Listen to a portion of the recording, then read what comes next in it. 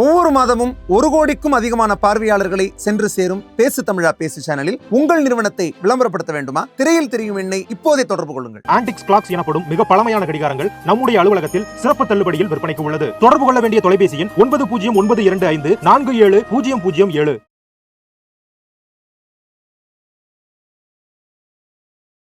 எப்படி தமிழ்நாடு காங்கிரஸ் திமுகவினுடைய தொங்கு சதையாக இருக்கிறதோ அதை போல விடுதலை சிறுத்தைகள் கட்சியினுடைய தலைவர் திருமாவளவன் அவர்களும் திமுகவை கண்டிக்கிற தெம்பு இல்லாமல் இருக்கிறார். ஒரு காலத்திலே மார்க்சிஸ்ட் கம்யூனிஸ்ட் கட்சியிலே சங்கரையா, ரமணி, உமாநாத் போன்ற சிங்கங்கள் எல்லாம் இருந்த கட்சியிலே இன்றைக்கு மியாவ் மியாவ் என்று பூனைக்குட்டியில் போல சத்தமிடுகிற கம்யூனிஸ்ட் கட்சியினுடைய தலைவர்கள் மாறிவிட்ட காரணத்தால் விஜய் அவருடைய சக்தி எக்ஸ்போஸ் ஆகிவிடும். விஜய்க்கு 10% ஓட்டு தான் அல்லது 8% ஓட்டு தான் என்பது தேர்தலில் தெரிந்துவிடும். அவர் வாய்ச்சவடால் விட்டுக் கொண்டிருக்கிறார். 2 கழகங்களில் ஒன்று அதனுடைய ஆதிக்கம் முடிவுக்கு வரும். 2026 தேர்தலுக்கு பிறகு நிச்சயமாக வரும். எலும்பு கூடு போல பலவீனமான நிலையில் அதிமுக காட்சி. இதுதானே பாஜக நல்லது. அப்பதானே 2வது இடத்தை நோக்கி அங்க வர முடியும். நிச்சயமாக நல்லது. ஆனால் அது அடுத்த 5 ஆண்டுகளுக்கு பொறுமையான அரசியல் செய்யக்கூடிய அண்ணாமலை நீக்கிவிட்டு கூட்டணி வைத்தால் அந்த கூட்டணி எடுபடாது. கிடைக்கக்கூடிய ஓட்டும் கிடைக்காது. ஆகவே அண்ணாமலையை கன்வின்ஸ் செய்து கூட்டணி வைப்பதற்கான முயற்சி பாஜக மேலிடம் எடுக்கும் என்று நான் கேள்விப்படுகிறேன்.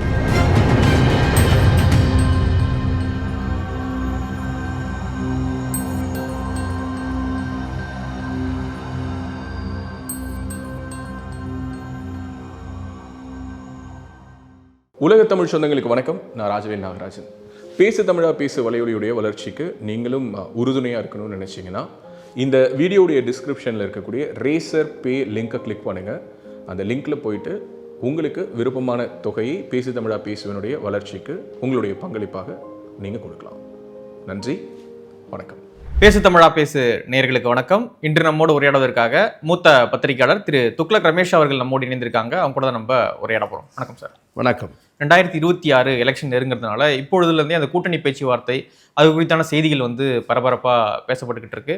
பாஜக அதிமுக கூட்டணி திரும்ப ஏற்பட வாய்ப்பு இருக்கு, அதுக்கான சூழல்லாம் எதுவாக இருக்கு அப்படின்ற விஷயங்கள்லாம் வந்துகிட்டு இருக்கு.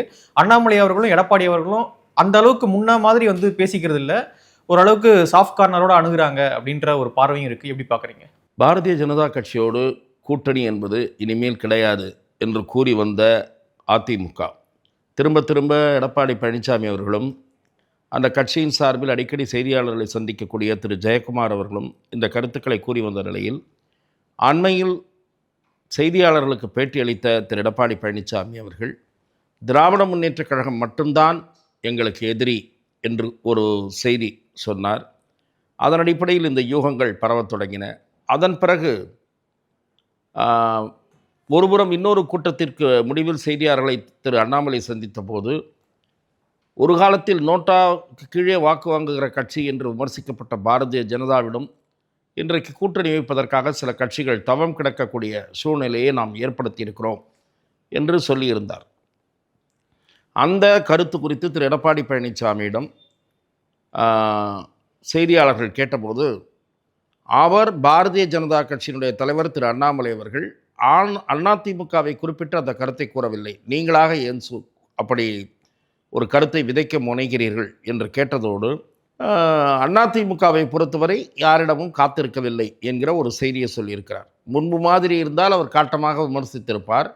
இப்போது மென்மையாக பதில் கூறியிருக்கிறார், டிஃபென்ஸ் செய்ய முயற்சிக்கிறார் என்று பார்க்கப்படுகிறது. ஆகவே கூட்டணி குறித்த வாய்ப்பு இருக்கிறதா என்கிற குறித்த யூகங்கள் இப்போது எழத் தொடங்கியுள்ளன. அதிமுகவும் பாஜகவும் நெருங்கி வருகின்றன என்கிற பேச்சுக்கள் எழுந்திருக்கின்றன. என்னை பொறுத்தவரை திராவிட முன்னேற்றக் கழக கூட்டணி என்பது மிக வலிமையாக இருக்கிறது. இன்றைக்கு அந்த கூட்டணியில் அதிருப்திகள் இருந்தாலும் விடுதலை சிறுத்தைகள் கட்சிக்கு அதிருப்தி இருக்கிறது, மார்க்சிஸ்ட் கம்யூனிஸ்ட் கட்சிக்கு அதிருப்தி இருக்கிறது. வெவ்வேறு காரணங்களால் மார்க்சிஸ்ட் கட்சிக்கு இந்த அரசாங்கம் சாம்சங் தொழிலாளர் பிரச்சனையாகட்டும், போக்குவரத்து தொழிலாளர்கள் பிரச்சனையாகட்டும், ஜாக்டோ ஜியோ எப்படி அணுகுகிறது இந்த அரசாங்கம் போன்ற விஷயங்களில் மாற்று கருத்து, கடுமையான கருத்து வேறுபாடுகள் இருக்கின்றன. அதேபோல் விடுதலை சிறுத்தைகள் கட்சிக்கு வேங்கைவேல் விவகாரம் இன்னமும் கடுமையான அதிருப்தியோடு தான் அந்த பிரச்சனையை அணுகி கொண்டிருக்கிறது. அதற்காக அவர்களால் வன்மையாக குரல் எழுப்ப முடியவில்லை, போராட முடியவில்லை. அது ஒரு அவலம் என்று நான் பார்க்கிறேன். விடுதலை சிறுத்தைகள் கட்சி இப்படி பணிந்து போவது என்பது, திமுகவிடம் பணிந்து போவது என்பது அந்த கட்சிக்கு நேர்ந்திருக்கிற அவலம். விசிக திருமாவளவன் கொள்கை சார்ந்த அரசியல் நடத்துவார் என்று ஒடுக்கப்பட்ட சமூகத்தினுடைய இளைஞர்கள் பெரிதும் நம்பிக்கொண்டிருக்கிறார்கள். ஆனால் அவர் எப்படி மாறிவிட்டார் என்று சொன்னால், எப்படி தமிழ்நாடு காங்கிரஸ் திமுகவினுடைய தொங்கு சதையாக இருக்கிறதோ அதே போல விடுதலை சிறுத்தைகள் கட்சியினுடைய தலைவர் திருமாவளவன் அவர்களும் திமுகவை கண்டிக்கிற தெம்பு இல்லாமல் இருக்கிறார். அங்கே இருக்கக்கூடிய உள்ளூர் மக்கள், வேங்கவேல் பகுதியைச் சேர்ந்த மக்கள் இந்த அரசாங்கத்தினுடைய போலீஸ் சிபிசிஐடியினுடைய விசாரணையை நிராகரிக்கிறார்கள். பாதிக்கப்பட்ட மக்களையே, அந்த பிரச்சனையை முன்னெடுத்து சென்றவர்களையே குற்றவாளிகளாக சித்தரிப்பது என்பது இந்த காவல்துறையினுடைய திசை திருப்புகிற முயற்சி என்று அந்த பகுதியினுடைய மக்கள் ஓங்கி குரல் எழுப்புகிறார்கள். முற்றுகை போராட்டம் நடத்துகிறார்கள், மறியல் போராட்டம் நடத்துகிறார்கள். அவர்களுக்கு பின்னால் இருக்க வேண்டிய திருமாவளவன், சிபிஐ விசாரணை தான் எங்கள் கோரிக்கை என்று உறுதியாக குரல் எழுப்ப வேண்டிய திருமாவளவன் அவர்கள் முதலமைச்சரை சந்தித்த பிறகு பம்முகிறார். ஏன் பம்முகிறார்? ஆகவே திருமாவளவனுக்கு நேர்ந்திருக்கிற இரக்கம், அவலம்.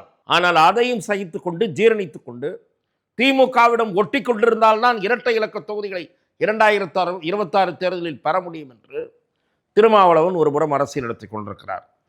அதே போல ஒரு காலத்திலே மார்க்சிஸ்ட் கம்யூனிஸ்ட் கட்சியிலே சங்கரையா, ரமணி, உமாநாத் போன்ற சிங்கங்களெல்லாம் இருந்த கட்சியிலே இன்றைக்கு மியாவ் மியாவ் என்று பூனைக்குட்டியில் போல சத்தமிடுகிற கம்யூனிஸ்ட் கட்சியினுடைய தலைவர்கள் மாறிவிட்ட காரணத்தால், திமுகவினிடம் சரணடைந்து கிடக்கிற காரணத்தால் அவர்களும் இந்த கூட்டணியை விட்டு வரப்போகிறார்கள் என்று நான் கருதவில்லை. விஜய் தேர்வாரா என்று பார்த்து பிறகு முடிவை மாற்றுகிறார்களா என்பது தெரியாது. ஆனால் இப்போதைக்கு பெஸ்ட் பெட் என்று அவர்கள் நினைக்கிற திமுகவிடம் ஒட்டி கொண்டிருக்கிறார்கள். யாரு? திருமாவும் கம்யூனிஸ்ட் கட்சிகளும்.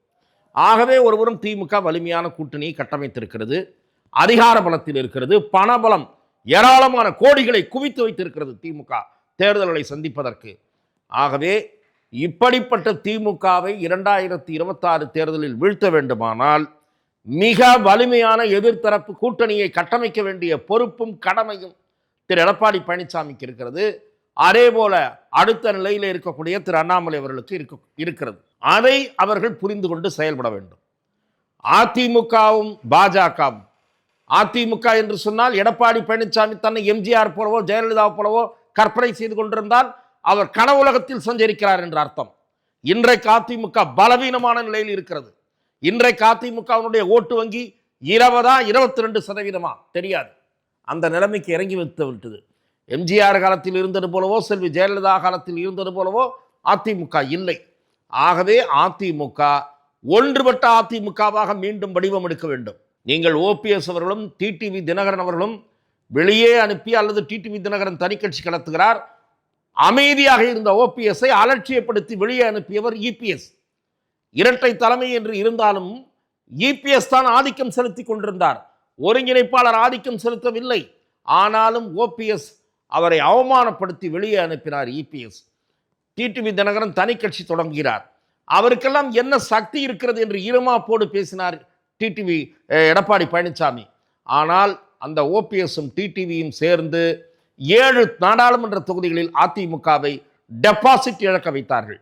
13 நாடாளுமன்ற தொகுதிகளில், அதற்குட்பட்ட 84 சட்டமன்ற தொகுதிகளில் அதிமுகவை 3வது இடத்திற்கு கீழே தள்ளினார்கள்.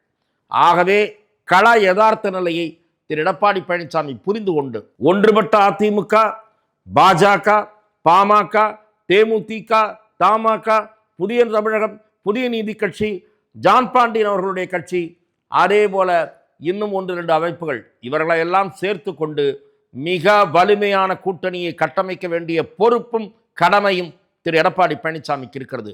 அதற்கு ஒத்துழைக்க வேண்டிய பொறுப்பு பாரதிய ஜனதா கட்சிக்கு இருக்கிறது.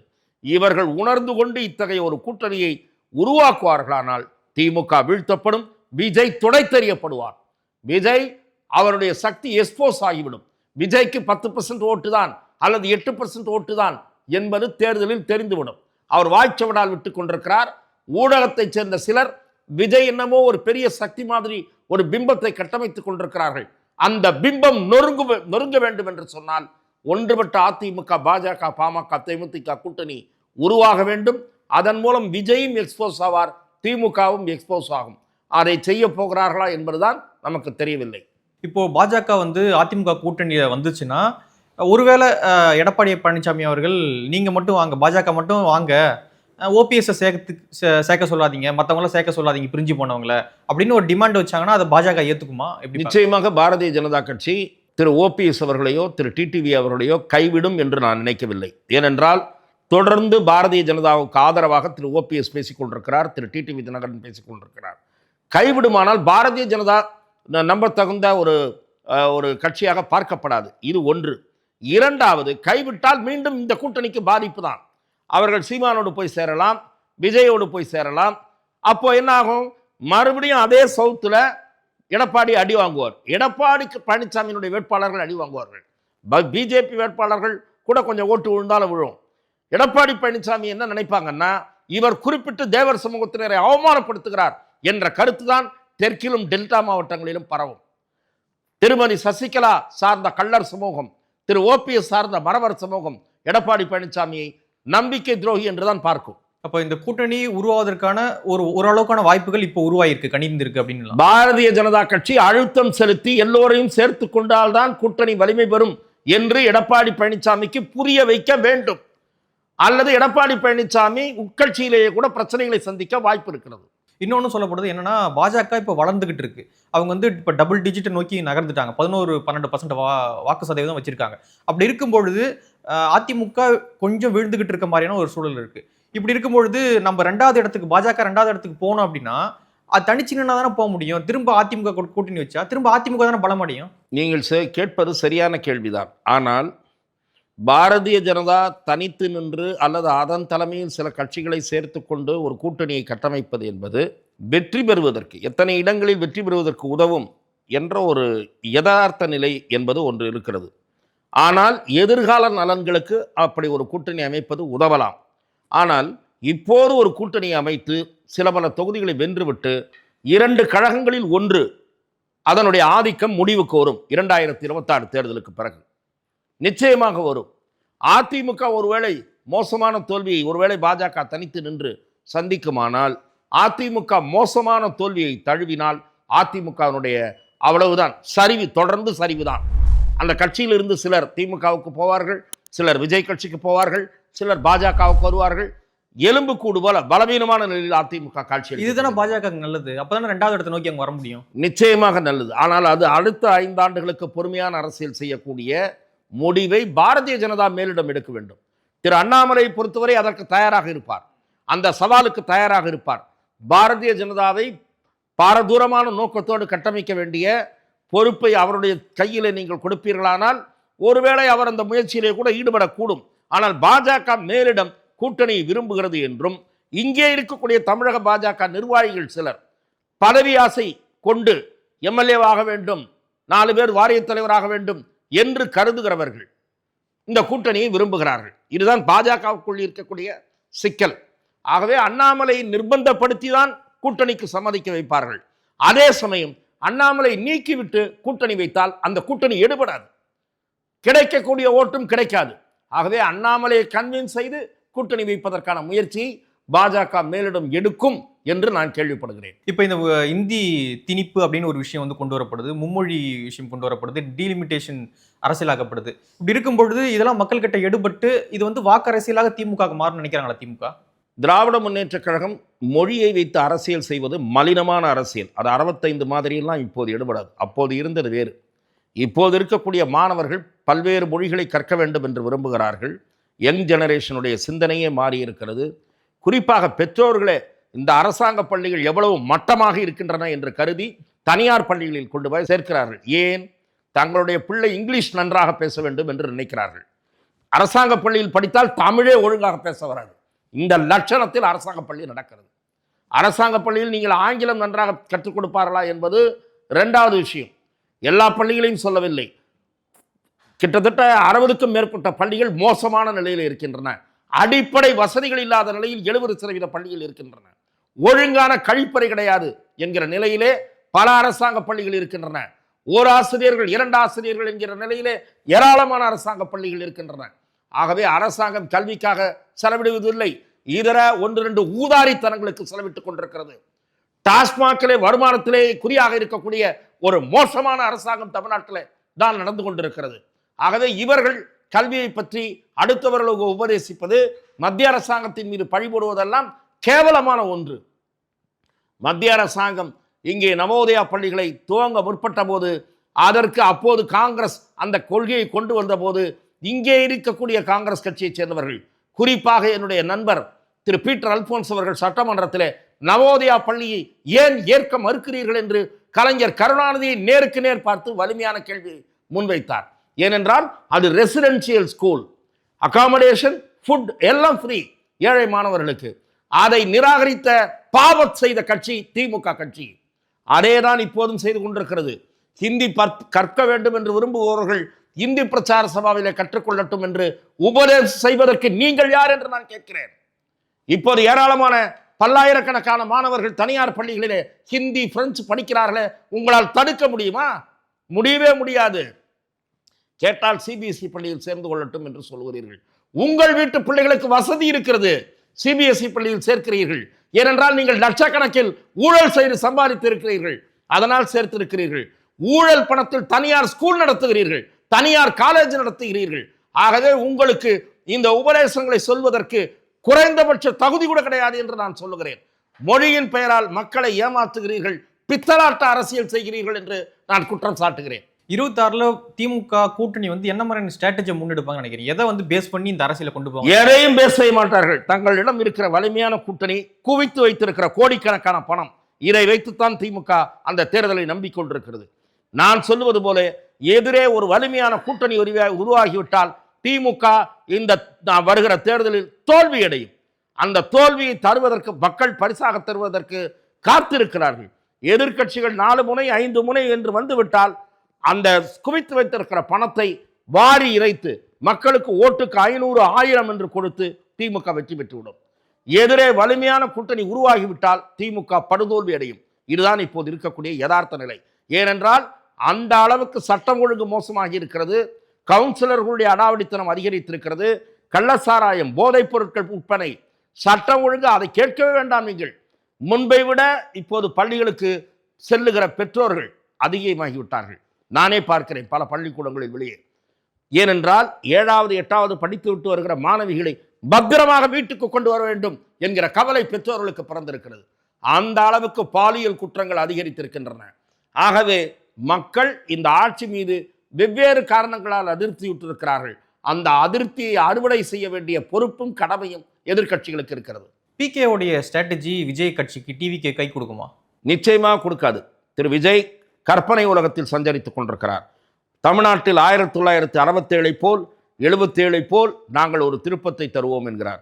பிதற்றலான பேச்சு என்கிறேன் நான்.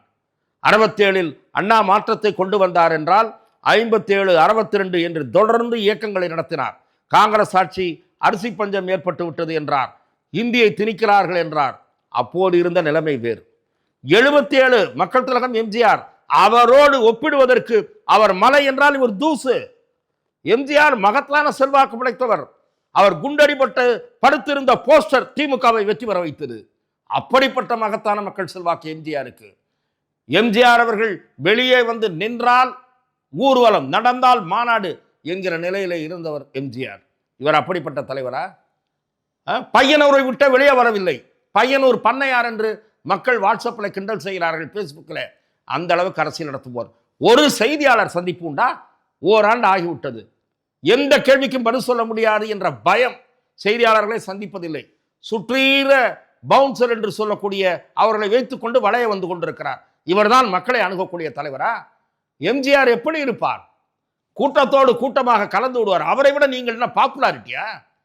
அவர் வந்தாலே அப்படியே ஒரு தேவதூதன் வருவது போல இருக்கும். நீங்கள் அப்படி இருக்கிறீர்களா? ஆகவே எம்ஜிஆரோடு ஒப்பிடுவதற்கு எந்த விதத்திலும் விஜய் தகுதியற்றவர். இஃப்தார் நோம்புலாம் கலந்துக்கிட்டு குள்ளாலாம் போட்டுக்கிட்டு சினிமா இன்னொரு ஷூட்டிங் மாதிரி அதை பார்க்கலாம். இஸ்லாமியர்களோட வாக்கு இந்த பக்கம் திரும்ப அதெல்லாம் வராது. கிறிஸ்துவர்கள் வாக்கில் ஒரு பகுதி போகலாம்.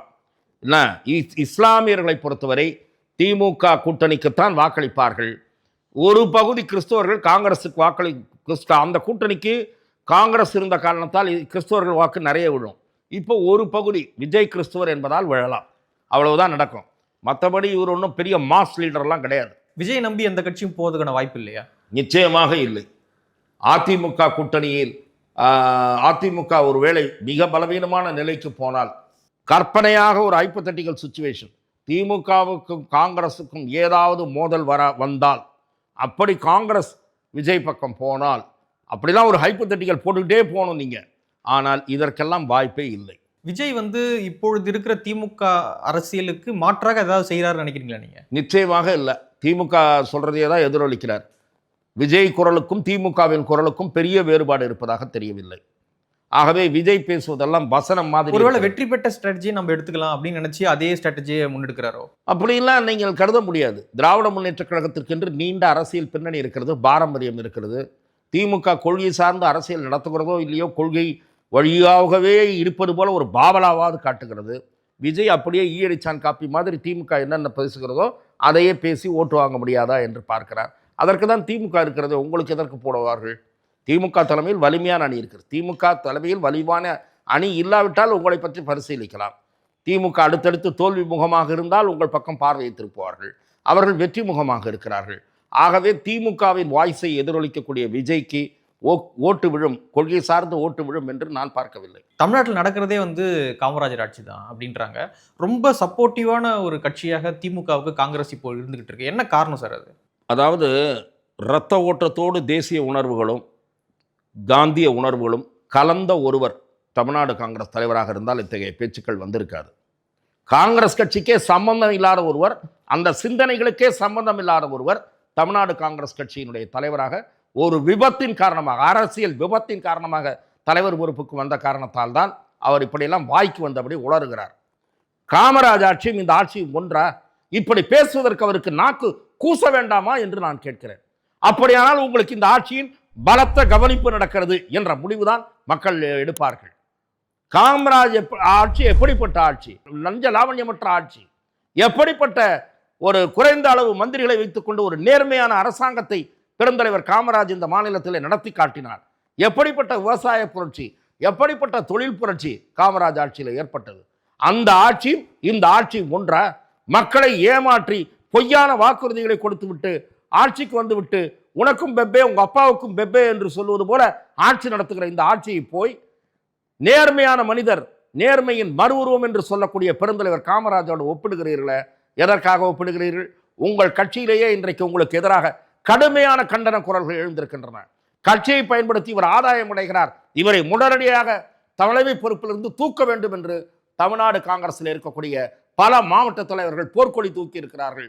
தமிழ்நாடு காங்கிரஸ் கட்சி இவரை எடுத்துவிட்டு உருப்படியான ஒரு காங்கிரஸ்காரரை போட்டால்தான் அந்த கட்சி காங்கிரஸ் கட்சியாகவே பார்க்கப்படும் என்பதுதான் என்னுடைய பார்வை. எங்களோட விரிவாக பல விஷயங்களை பேசுனீங்க. ரொம்ப நன்றி சார். வாய்ப்புக்கு நன்றி. பேசு தமிழா பேசுவினுடைய மக்கள் ஃபவுண்டேஷன் மூலமா நம்ம ஒரு மிகப்பெரிய ஒரு பசு சரணாலயம் அமைப்பதற்கான முயற்சியில் ஈடுபட்டிருக்கோம். இந்த பசுக்கள் சரணாலயத்திற்கு என்னுடைய கான்ட்ரிபியூஷனா நான் ஏதாவது கொடுக்கணுங்கிற எண்ண ஓட்டத்தின் அடிப்படையில் கிட்டத்தட்ட 10 ஆண்டுகளுக்கு மேல நான் கலெக்ட் பண்ண கலை பொருட்கள் அனைத்தையும் விற்று அதன் மூலமாக திரட்டப்படக்கூடிய தொகை என்னவோ அதை இந்த மக்கள் ஃபவுண்டேஷனுக்கு, இந்த பசு சரணாலயம் திட்டத்திற்கு என்னுடைய கான்ட்ரிபியூஷனாக கொடுக்க போறேன். இந்த பொருட்கள் அனைத்துமே நம்முடைய பேசு தமிழா பேச அலுவலகத்தில் விற்பனைக்கு இருக்குது. கீழே இருக்கக்கூடிய இந்த கான்டாக்ட் நம்பருக்கு நீங்க கால் பண்ணி இது பற்றின மேல் அதிக விவரங்களை நீங்க தெரிஞ்சுக்கலாம். அது மட்டும் இல்லாம மக்கள் ஃபவுண்டேஷனுடைய அக்கௌண்ட் நம்பரை இந்த வீடியோடைய டிஸ்கிரிப்ஷன்ல கொடுத்துருக்கோம். நீங்க நேரடியா அந்த அக்கௌண்ட் நம்பர் மூலமாகவும் உங்களுடைய கான்ட்ரிபியூஷன்ஸை கொடுக்கலாம். பேசு தமிழா பேசு ஒரு சேனல் கிடையாது, அது ஒரு இயக்கம்னு நான் உறுதியா நம்புறேன். உங்களுடைய குரலை தான் நாங்கள் ஒவ்வொரு வீடியோலையும் பேசுறோம், உங்களுடைய மனசாட்சியை தான் நாங்கள் பிரதிபலிக்கிறோங்கிற ஒரு எண்ணம் எங்களுக்கு இருக்குது. அதே எண்ணம் உங்களுக்கு இருந்ததுன்னா தொடர்ந்து பேசு தமிழா பேசுவனுடைய முயற்சிகளுக்கு நீங்க கொடுக்கக்கூடிய ஆதரவை இந்த பசுக்கள் சரணாலயம் திட்டத்திற்கும் கொடுக்கணும்னு சொல்லி ரொம்ப தாழ்மையோடு கேட்டுக்கிறேன். உங்களுடைய அன்பாலையும் ஆதரவாலையும் தான் பேசு தமிழா பேசி இயங்கிட்டு இருக்கு. அதற்கு என்றென்றைக்கும் நன்றி.